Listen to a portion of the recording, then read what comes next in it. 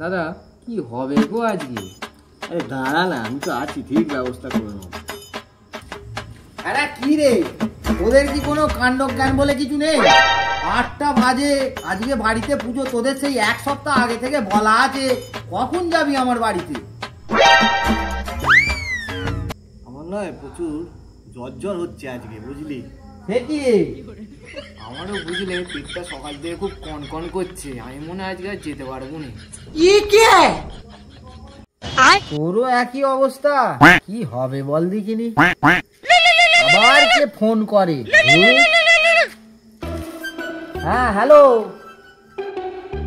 বোতলগুলো আমার ওই খাটের তলায় ঢুকিয়ে দে, বুঝলি? রাত্রিরে কাজে লাগবে।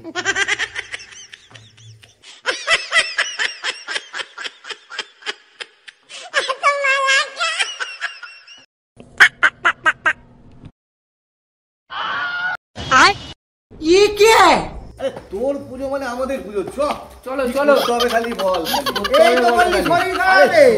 ঠিক হয়ে যাবে, চলো দাঁড়া। আজকে কিসের বোতল লাগলি রে রাত্রিরে?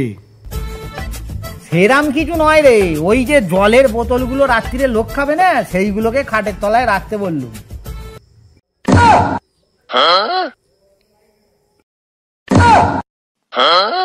তোর তো জলের বোতল